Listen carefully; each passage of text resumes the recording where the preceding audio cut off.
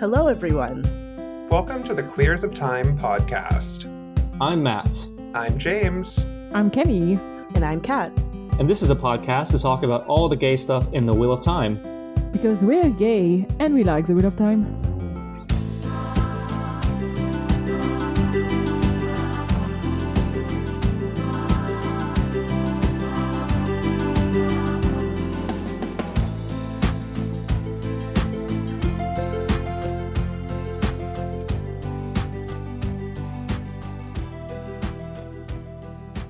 As always, thank you to Lurks, our Feral Venerator of Serene. You've been supporting us for a long time and we really very much appreciate it. And also thank you to everyone supporting us. We see you, we appreciate you. And anyway, Matt, go ahead. You're very valid and we love you.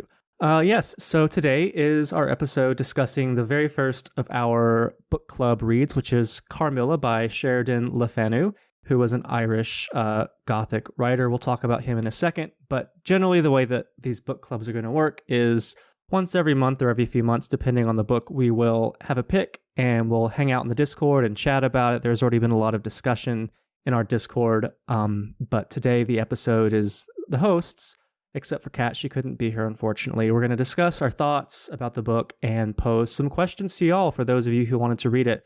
And after that, you can go into the Discord, come hang out, have some tea, and some bonbons, and, you know, talk about gay stuff and talk about books. The fuck is a bonbon? It's a candy. A bonbon. Oh, thank you. It's a candy. It's like a... Bonbon. Bonbon. I like it when Camille says it. It sounds more sophisticated. No. No. Let's see. A bonbon is basically like... You ever see Matilda, like, when she, like, snuck into the Trunchbull's house to take those chocolates? That was basically a bonbon. Oh. No, but like a bonbon is literally how you say candy in French. That's why I was saying a bonbon. It's not like, you know. Yeah, that's... Whatever. Yeah. Okay. So let's talk about... Camilla. So Carmilla, which I will preface everything that I am saying by saying that I only read the Lit Charts version of every chapter summary because I could not jive with the writing style. It's just not how I read because I'm dumb. But what I got from it was there's a bad dad, a lonely kid, and a thirsty lesbian. That's basically it. And also Lit Charts, like for anybody who's like wants to read the classics or like older stuff, Lit Charts is amazing. Like it breaks everything down for you and it also tells you like themes. So yeah, no, it was amazing. I like this one I really, really loved because it gave you like the overall book summary if you wanted that. And it's pretty detailed. But then it also gives a very detailed summary of like every chapter. So yeah, Lit Charts is the go-to. That was really, really nice. It's fantastic. So you got the vibe. Yeah, I don't feel like I missed a whole bunch. The writing is specific. Like it's especially like that's something that I kind of it made me laugh a lot. But this is a story within a story within a story within a story at some point.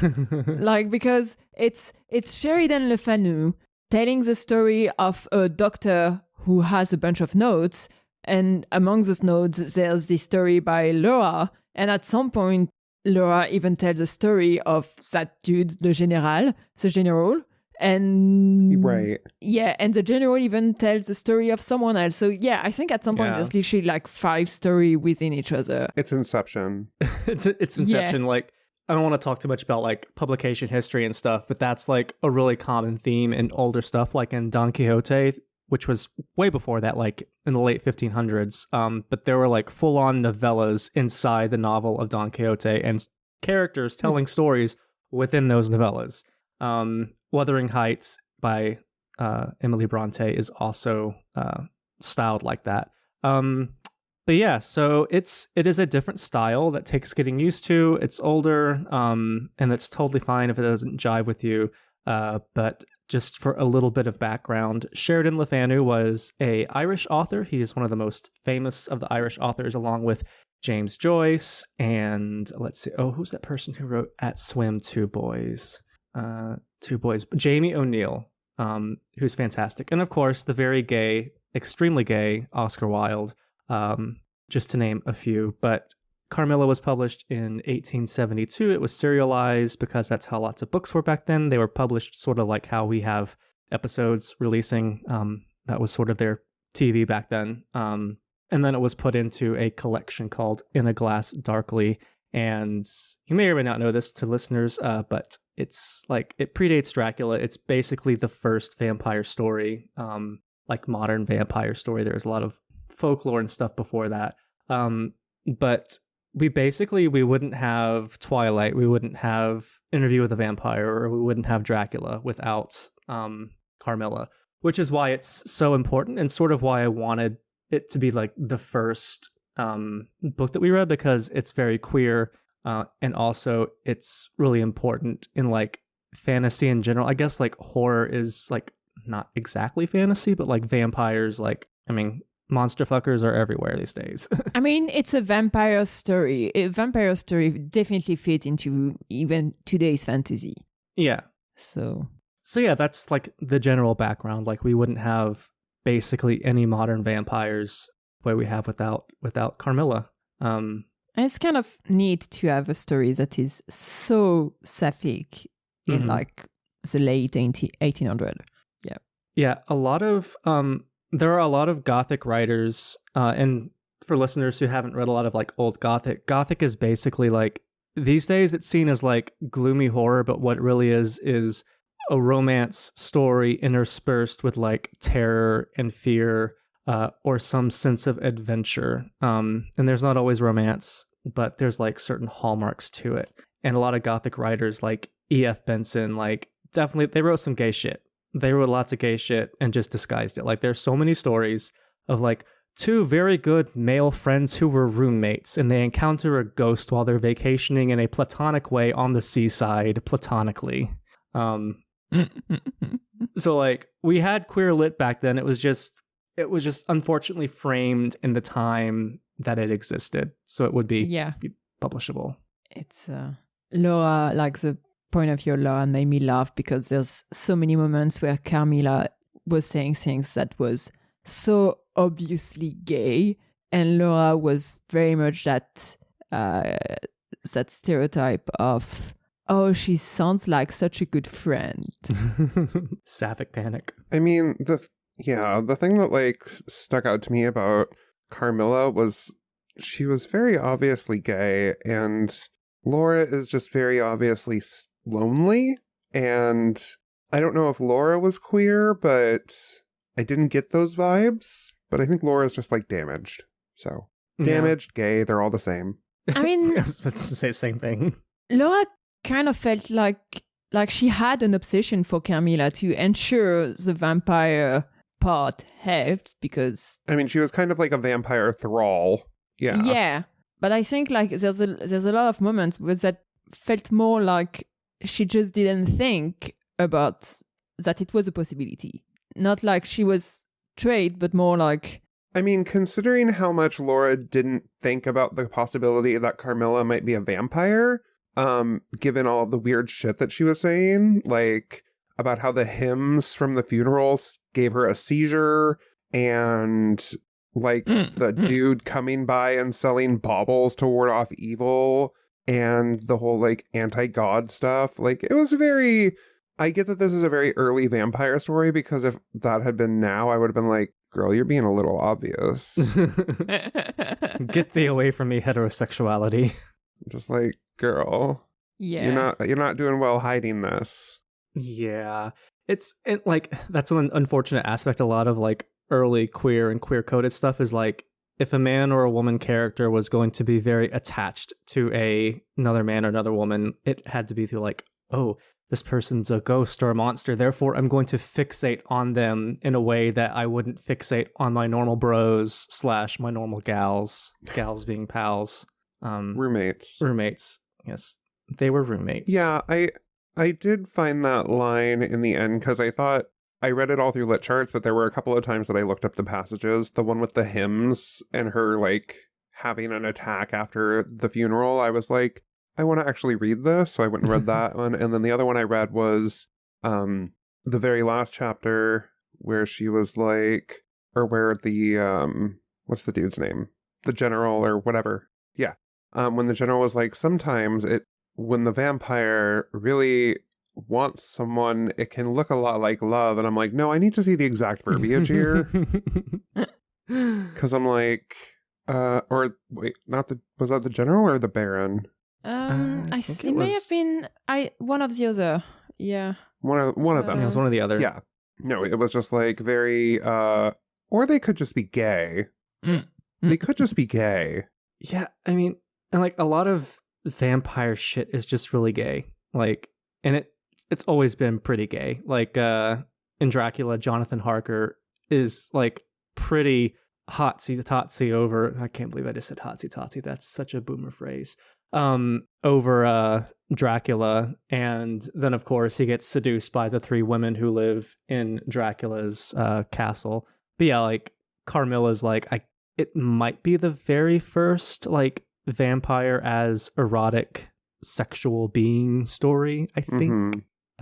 There's only one other vampire story that predates that, and that's The Vampire, spelled with a Y, by John Polidori, who, fun fact that nobody asked for, he was at Lake Geneva with Mary Shelley when the group of friends, along with Byron and Percy Bysshe Shelley, did their ghost stories, and it's the same trip that gave birth to Frankenstein. So like all these things are connected, and it's really cool. Yeah, I've also seen that episode of Doctor Who. It was a good episode, yes. It could have done without the Cybermen, but it was a good episode. It was fun. It was lots of fun. Yes, it was a fun episode. I'm trying to find the exact quote. I can't find it either. Yeah, I was trying to I thought it was interesting that like vampires come from people that commit suicide in this. Mm-hmm. Okay, but like Because that's not something I'd ever seen before or heard before or since. I'm not entirely convinced that's because so from what we know, Carmilla or Myrcella or whatever her name was at first. Mircalla. That. Countess Karnstein.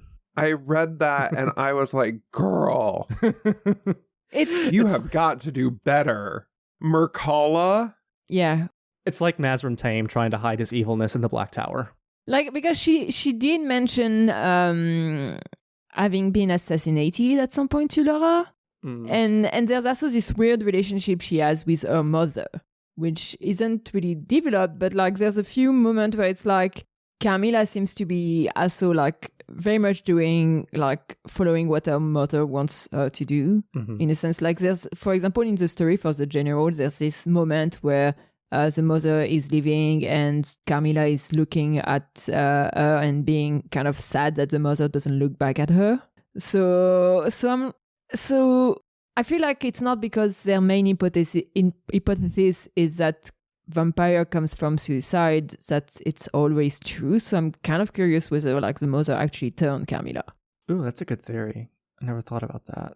I found the quote about, it's just from the Baron saying, the vampire is prone to be fascinated with an engrossing vehemence resembling the passion of love by particular persons. Okay. So sometimes they get really hungry.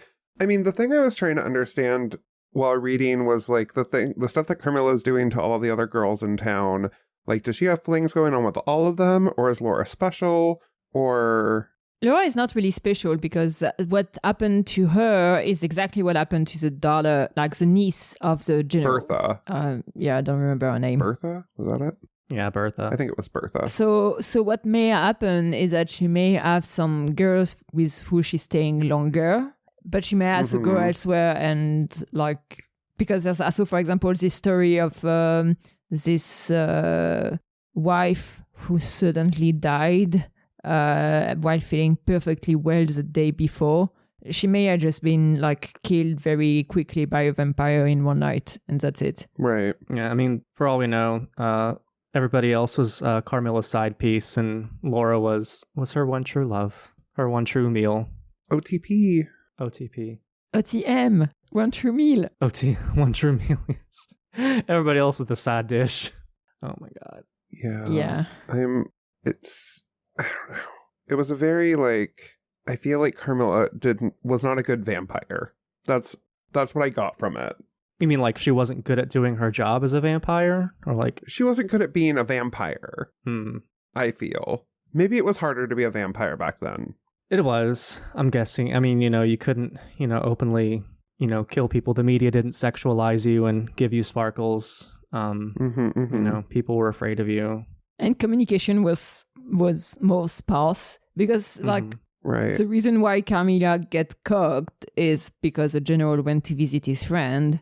But if he had been late or something like that, Laura would have died before.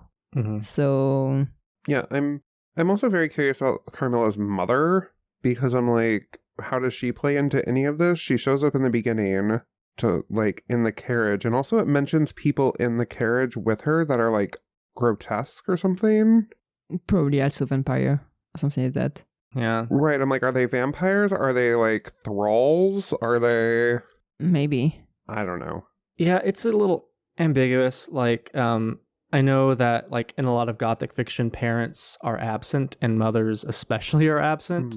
And like Carmilla's an interesting Gothic villain because most Gothic villains are overbearing, powerful men, which, shocker, who would have ever thought that an overbearing white man would be a villain in anything?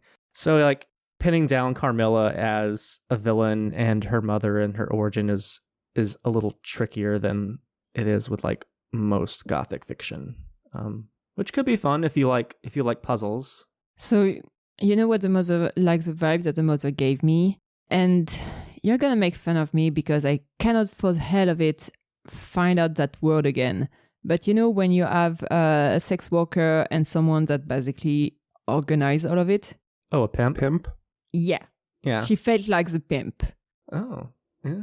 I could see that. See, I got the vibe that Carmilla was in charge of it all and her mother was like doing stuff for her, but maybe. Yeah, I don't know. Okay, so that's maybe the moment for me to also say that I may have been also very influenced by there's a web series that is called Carmilla that came out maybe like 10 years ago, something like that, that I watched a long time ago. And it's so while reading this story, I could not help like making some link with that or like that other web series, because there's a lot of things that are like very similar. You find back again like some like basically Laura and Carmilla are roommates in that web series. There's still there's still a relationship between the mother and Carmilla that is expanded.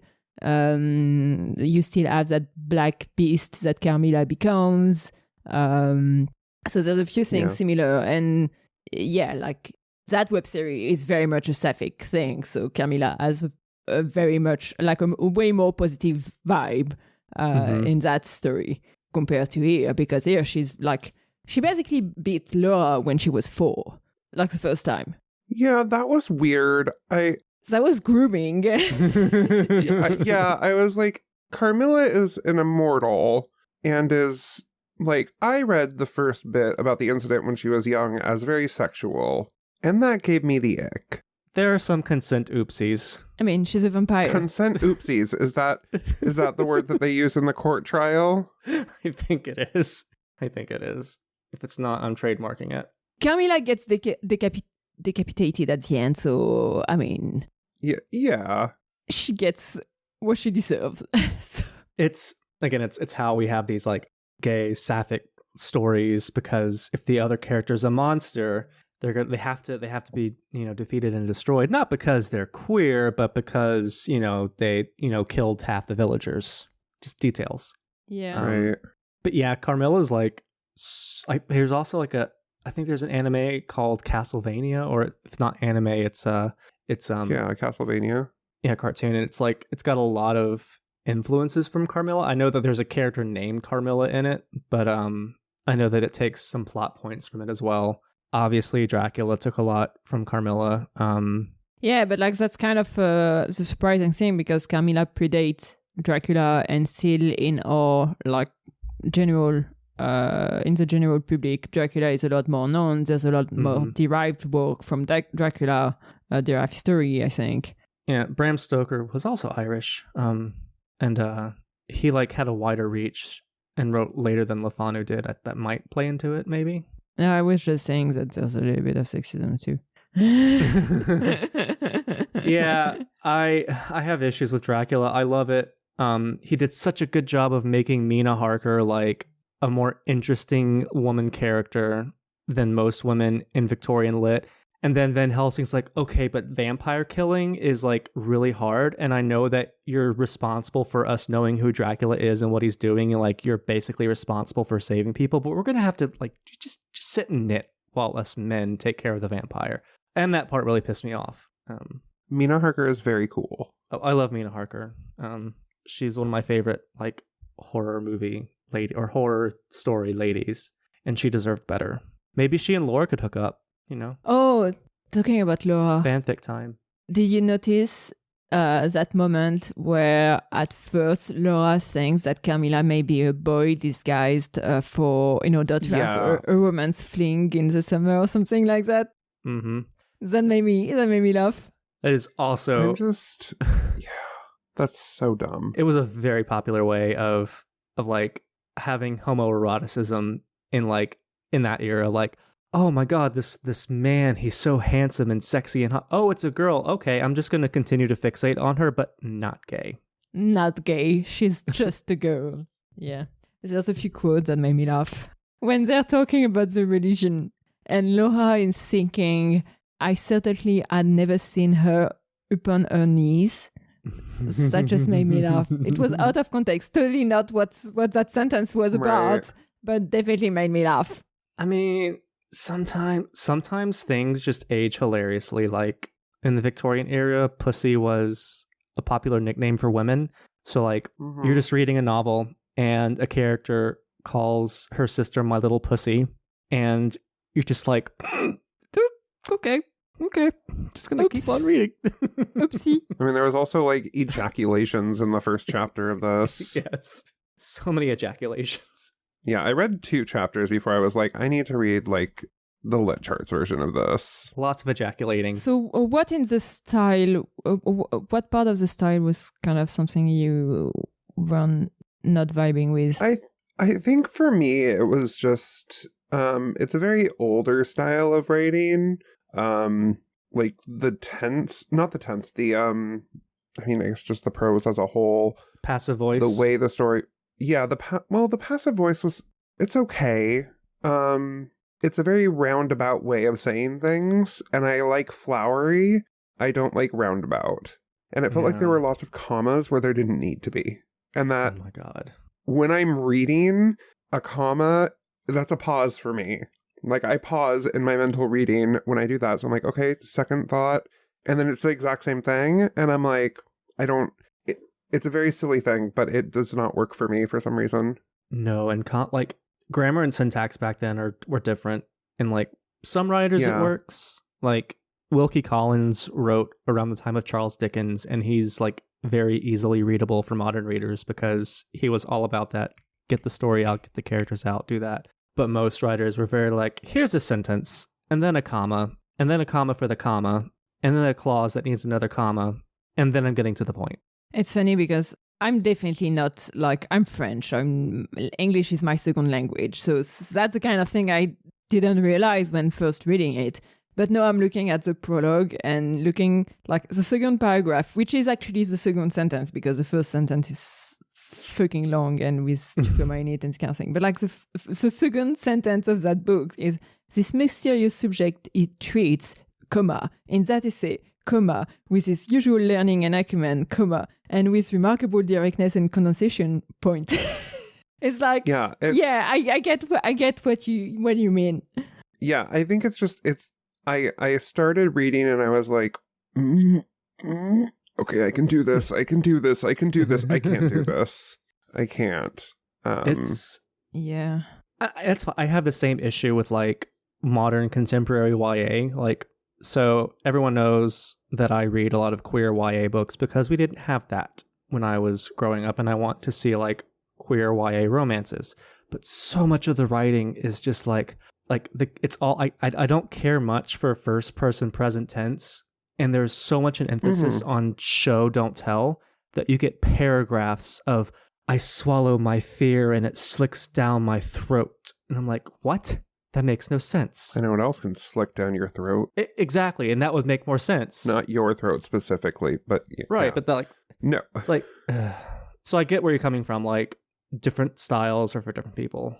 Yeah, I'm just pulling up like random. Okay, so random thing from chapter 1. My mother, comma, a Styrian lady, comma, died in my infancy, comma, but I had a good-natured governess, comma, who had been with me from, comma, I might almost say, comma, my infancy. Yeah. And I'm just like, there's so many other ways to say that, and I get it was the time. It's just, for me, it's just, ugh. That's not even the worst. No, it's not. That was literally just me pulling up a random chapter. Okay, let me pull up a sentence. So this is from The Mysteries of Udolpho by Anne Radcliffe, who basically started the Gothic romance genre. This is the first line. On the pleasant banks of the Garonne, comma, in the province of Gascony, comma, stood, comma, in the year 1584, comma, the chateau of Monsieur Saint Aubert. And that's the shortest sentence in the book. Stood, comma. Comma, stood, comma. Comma, stood, comma. And that's not even like... Are we talking about Kamala Harris now? Oh my god. No. More like semi-Kamala Harris. Yeah. Comma, semi-Kamala. So like... All cops are bastards includes Kamala Harris. All commas are bastards. All commas are bastards. So The Mysteries of Adult, like that's a very tame sentence. So I read that book just this past Christmas, and like there was a sentence where there were like 8 commas, and like 7 of them should have gone. Like 2 of them were fine, but like 7 of them should have, like, or 5 of them should have been gone, or however many. I can't math. I language, I don't math. Yeah. I will say, like, I'm scrolling through because it's all on Wikisource, because it's so old, and all of the chapter titles are super gay. Chapter 4, Her Habits, A Saunter. Chapter 5, A Wonderful Likeness. Chapter 6, A Very Strange Agony. Chapter 7, Descending.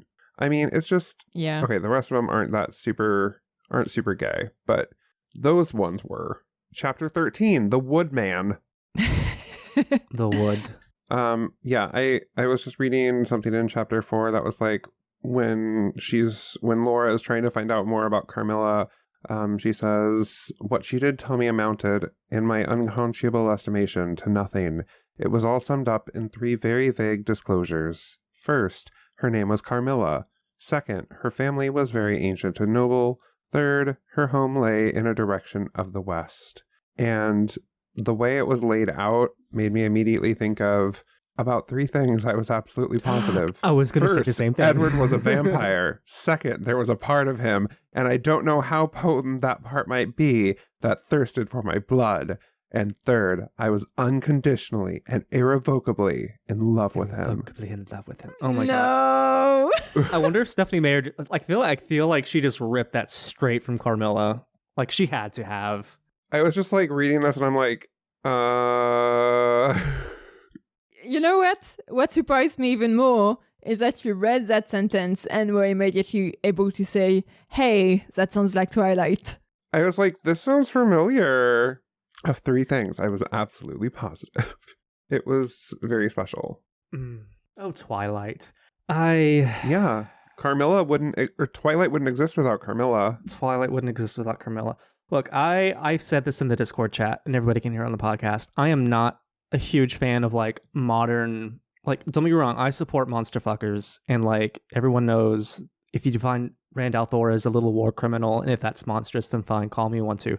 But like, I'm sort of tired of like vampire romance and paranormal romance in general. Like if you like it, that's totally cool, but I just don't read it. And I also don't read a lot of like retellings of classic stories. I make an exception for queer stuff. And if somebody were to rewrite Carmilla and make it super lesbian and give them a super sapphic happy ending, I would totally read that. So Brie, if you're listening, please write. Yeah, it was very, I'm reading the funeral scene again because it was very, there are some things I very much like about this writing style. Like I like how Carmilla says, don't you perceive how discordant that is? And I'm like, that's a very nice way of saying it sounds like shit, but yeah, there are some things I do like about the writing style. I think it's just the syntax that really gets to me. Syntax can be a deal breaker for a lot of people. If all the commas were removed from this, I would probably read it. Like when I was reading The Mysteries of Udolpho, I thought like maybe there should be a service that just takes old writing and just removes commas, and that's it. And then just republishes these old books without all them damn commas. Yeah. I don't know. I mean, I do think there's an interesting amount of classism, and that's one of the things that, like, Lit Charts was constantly pointing out, the classism that exists in the books, because it makes a very clear point of saying Laura is not rich, but Laura lives in a castle, so Laura is rich. Like, she's not one of the 1%, but she's one of the 5%, so she's fine. And Carmilla clearly hates peasants, so maybe she only, like, loves the royals that she falls in love with. And also, like, Yeah.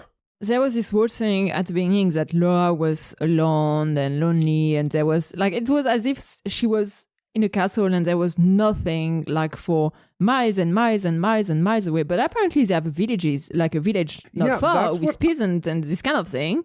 So I'm like, so you just only want to hang out with the other people with castles.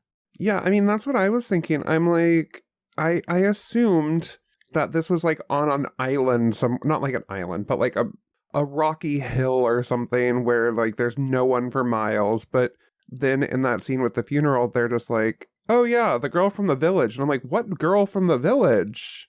What village? There are people. Do you rule them? Are you royalty? I don't think you're royalty. You're just rich. I got the feeling that they moved there when she was young and the doctor just had money and they're not native to the area. Yeah. I wonder if there's like any, I haven't seen anything about it, but there's a historical figure named Elizabeth Bathory who was rumored to have like killed and bathed in the blood of like 600 something village maidens. Mm-hmm. Yeah, that was in like the late 16th century, I think. Yeah. Yeah, Bathory is like... the Bloody Countess. Yeah, terrifying. And I wonder if like there's some like influence from her. And like there's even rumors that like none of it actually happened and it was just political like assassination because of who her family was and because she was an outsider. Mm. But like, I don't know, 600 people, that's a lot. That's a lot to hide or to make up. Yeah, I mean, I don't know like what evidence there actually is for Elizabeth Bathory, but yeah, I think it's a good story. Like, a lot of people cite it as the influence for, like, Bloody Mary. I got completely lost for a minute because I don't think I know that reference, but... Bloody Mary or Elizabeth Bathory? The second one, Elizabeth... Oh. Yeah. Elizabeth Bathory was a Hungarian noblewoman that is alleged to have killed hundreds of girls and, like, girls, not, like, young women, but, like, girls, and bathed in their blood. Mm-hmm. And, like, dried their blood, powdered it, and used it for makeup to keep herself young. Bathory. Okay. Yeah, she and Vlad the Impaler are like the two big historical figures that like gave rise to modern vampire stories, I guess. Okay. So yeah, I really didn't know the figure. That's okay. I mean, you can always rely on us for dark, weird, twisted history. Yeah, especially on you. What else? Yeah, Camilla really had some very gay sentences. Like, I have been in love with no one and never shall unless it should be with you. That's sweet. It's kind of frustrating that it's with a vampire and a victim because that's actually a very nice sentence. Yeah. Okay, so I guess the one thing is like, so for those of y'all listening, we do have a Discord's thread or forum. I forgot what it's called, but basically we have server. I know we have the server, but like we have a channel in the server where we talk about these books. Yeah. And we've talked about them a lot, but what the questions that I want to pose is, so if you've read Carmilla along with us, what did you think of Carmilla, the book? What did you think of the ending? And if you were to write Carmilla without changing a whole lot, how would you have ended it? And did it remind you of any of your favorite vampire stories? So until like almost the end of the like last chapter before the epilogue, before the conclusion, I was like wondering whether Carmilla would just disappear and never be killed, or if they were like gonna find her and get rid of her. And they did get rid of her. But I was curious about whether that was going to happening or not. We knew from the start that Laura was going to survive. Right. And it's very obvious when you know that it's a vampire story that all of the women dying are very clearly like victims of that vampire. And like there's a lot of funky things happening. You see it happening before Laura realizes anything of what's going on. So yeah, I was kind of expecting from something more dramatic to happen to Laura at some point. Yeah. But no, it's just like they go to a castle and then on the way they meet the general who spent like 3 chapters telling his story, and It was so long. turns out that is exactly the same story we've been reading all along, because it like exactly the same thing happened. And that's a very common like trope in Victorian era Gothic fiction. Like something happens and then a character comes along and you get chapters and chapters of them retelling their entire story, and it just coincidentally happens to be the exact same issue that your current protagonists are dealing with. Gothic is built on coincidences. It's crazy. Right. And it's so funny because it's like it takes so long for Laura to realize that it's the same story. She's like, Right? Laura's so dumb. I'm sorry. she's very dumb. Like, Laura and her father, dumb. Mm-hmm. Yeah, that's something I didn't get actually, like because when the doctor goes to their castle and look at Laura, like it feels like at that moment the father clearly knows that it's a vampire that is draining Laura of her life, right? Mm-hmm. Mm-hmm. From how the doctor is describing it. So yeah, I'm kind of curious about what was he going to do with Laura. Was he trying to get her to a priest or something like that? I mean, clearly, because Christianity was like the antithesis of everything Carmilla was. Mm-hmm. Yeah. Jesus saves you from vampire pussy. I appreciate that the Christianity didn't seem super overt, I guess. Yeah. Mm-hmm. I mean, it was just taken as fact, like, you know, Christian symbology and Christian prayers are bad against vampires, and that's just like, you know, always kind of been like the trope. Yeah, it's there's like Christianity was like just so seen as the norm in fiction back then that like people didn't feel the need to preach it. They just like assumed their audience would know what they were talking about. So like as badly as some like old fiction ages, it actually isn't as preachy with the religion part as you would think. Right. Which is nice. I mean, I appreciate it. Yeah. And it's the same with Islamic literature as well, or Muslim literature. Islamic, yeah. A lot of that, you know, takes that religion for granted, and it's just there. So like you don't get a lot of the like, you know, exposition, if that makes sense. Right. I don't know. That's, yeah. It's like every American reading something and taking for granted that it's something happening in the US. Yeah. Freedom. So much freedoms. So much freedom. So much freedoms. Do we have anything else to talk about? Oh, I was something that intrigued me a bit was the powers of the vampire.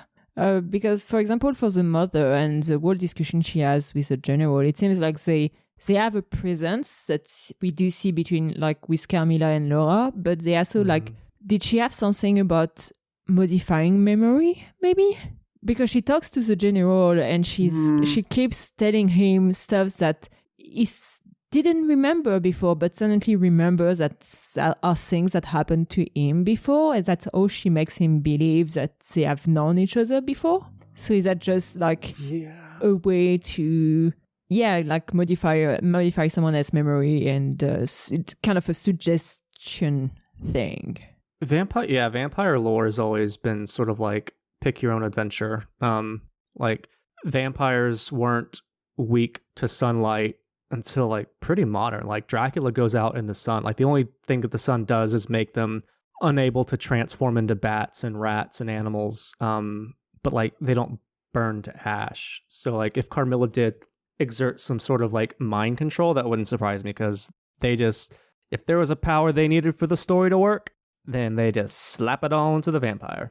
I mean, why not? Yeah. That's a cool power, and that's like kind of a way for them to protect themselves, because if they have such a powerful I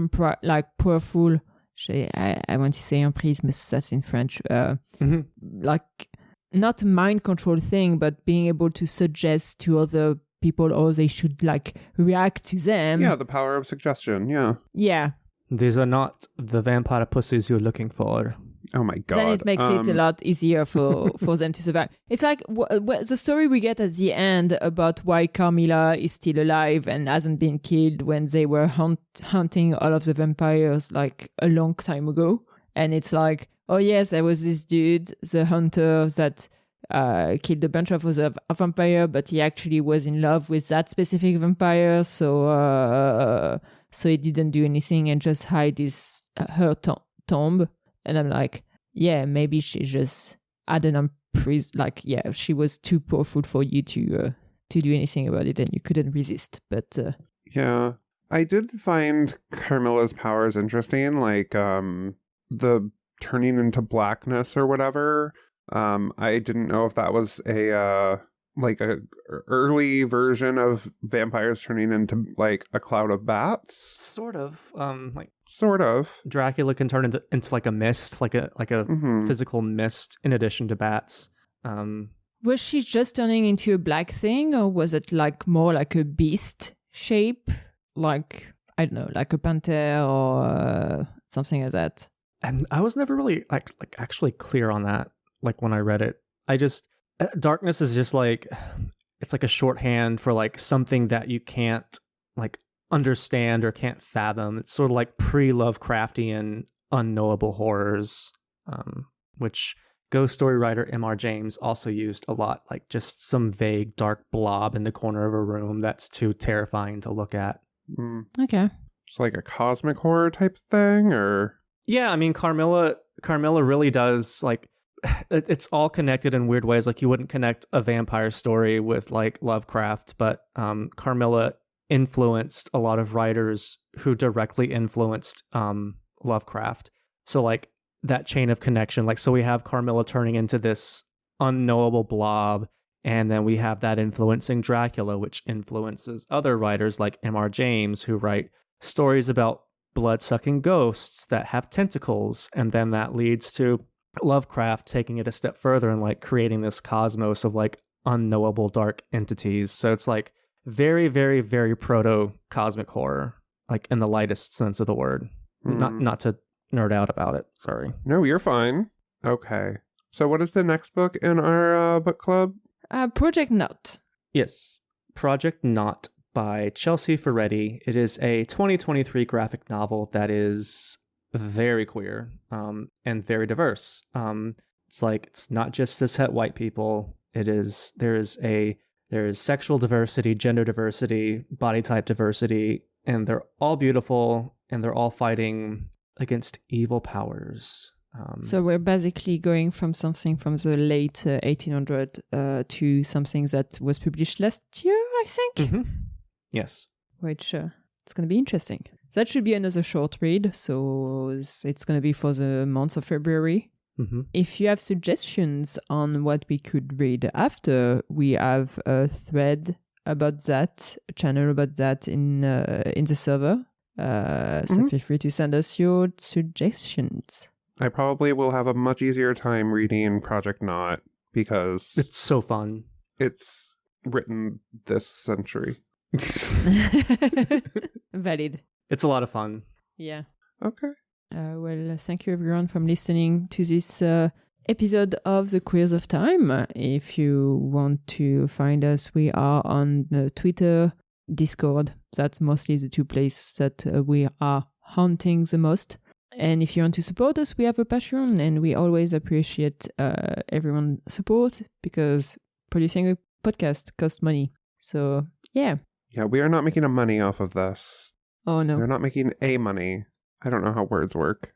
I need more coffee. Okay, bye everyone. Bye, y'all. Thank you, everyone. Bye. Thank you all for listening. This was Queers of Time, a Wheel of Time podcast. The music is Dance of the Witches by Julius H.